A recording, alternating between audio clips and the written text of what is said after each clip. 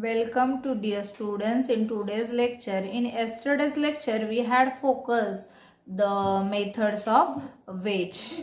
Okay, in that same point we continue with the two another method is that what incentive plans and fringe benefits. Let's we focus on incentive plans. Incentive plans in which a basic rate usually on time basis applicable to all worker and incentive rate payable to the more efficient among them as extra compensation for their meritorious performance in terms of time, cost and quality. The incentive rate may take the form of bonus or premium. Bonus means payment to workers of the entire benefit accruing from saving in cost, time, improvement in quality, etc. Premium means the benefit occurring to the firm as the result of higher output or a better quality will be shared equally or on the some agreed basis between the management and the workers. In short, what in incentive plans, it is a motivational tool for the better work or efficient or effective work. It is giving for the employee as an motivation more than the payments. Okay, let's we focus on the features of incentive plans. The characters of these plans are as what the first is minimum wage are guaranteed to all workers. Incentives by way of bonus are offered to efficient workers for the time saved.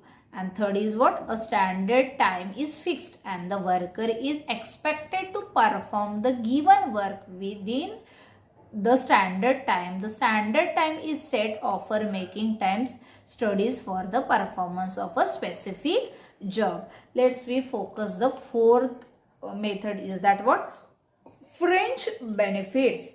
The term fringe benefits refers to the extra benefit provided to employee in addition to the normal compensation paid in the form of wage or salary. Many years ago, benefits and services were labeled fringe benefits because they are relatively insignificant or fringe component of compensation. However, the situation now is different as these have more or less become important component of a comprehensive compensation package offered by employer to employee.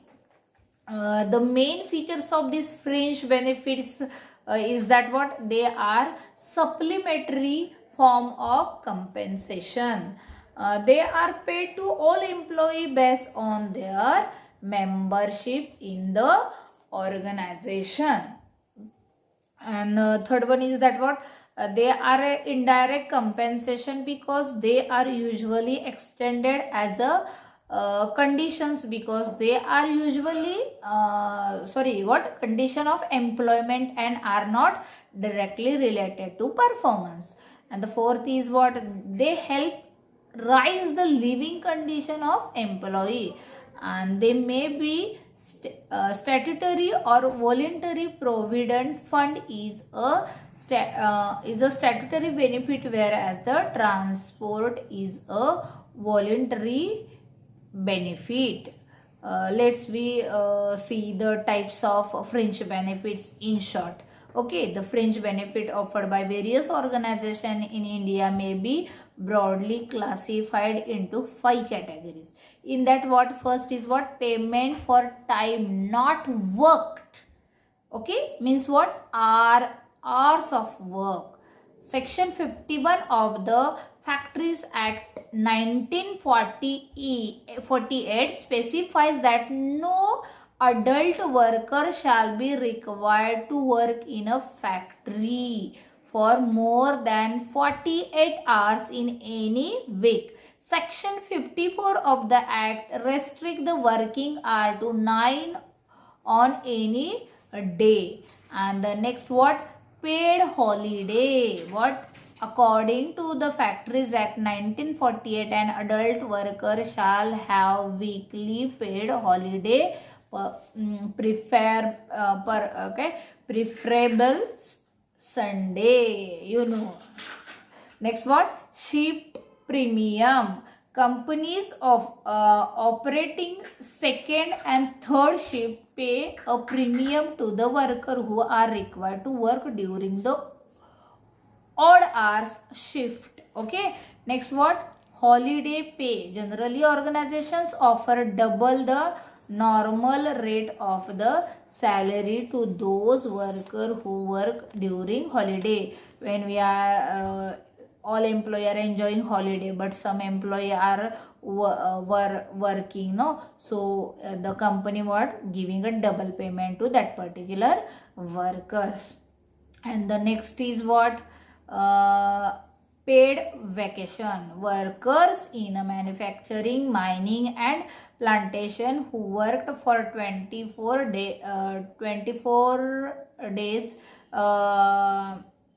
days during a calendar year are eligible for paid vacation at the rate of the 1 day for every 20 days worked in case of adult worker, and at the rate of 1 day for every 50 days worked in case of child worker.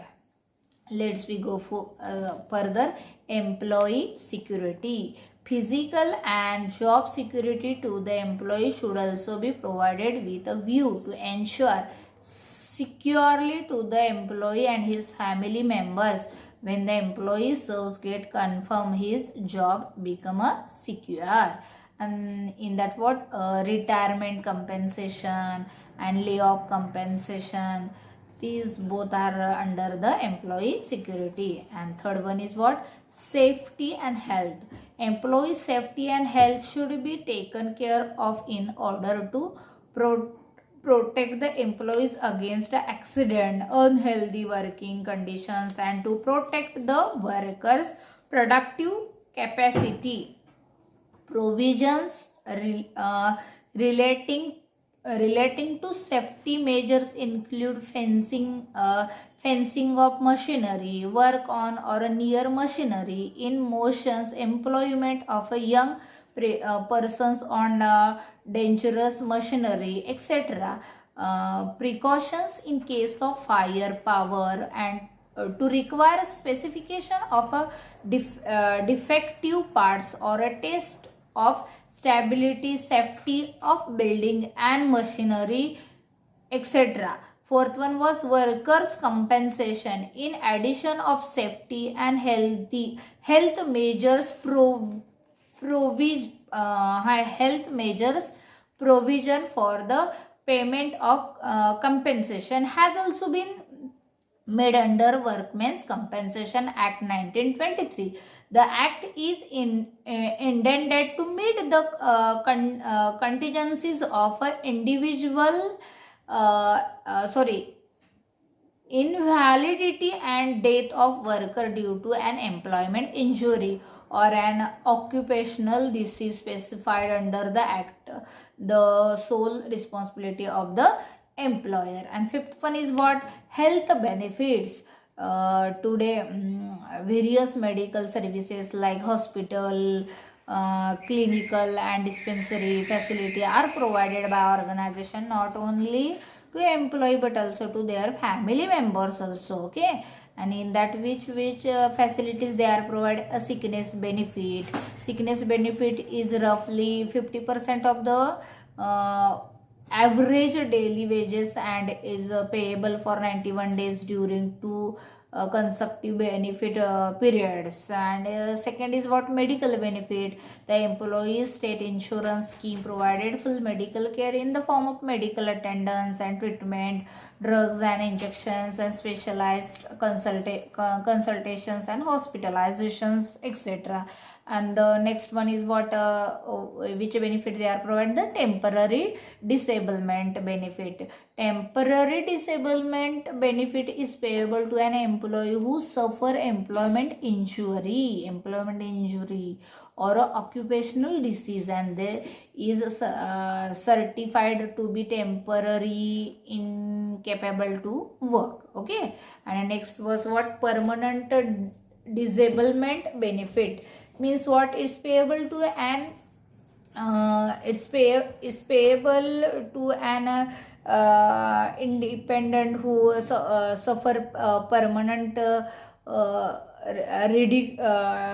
residual disablement as a result of what, employee injury, and result in loss of earning capacity means what, permanent disability means what, I am not able to do a work, and that situation company helped me. Okay, and the fifth one is what, maternity benefit. As you know, maternity benefit is what, payable to an insured woman in the what, for different cases subject to the contribution of conditions,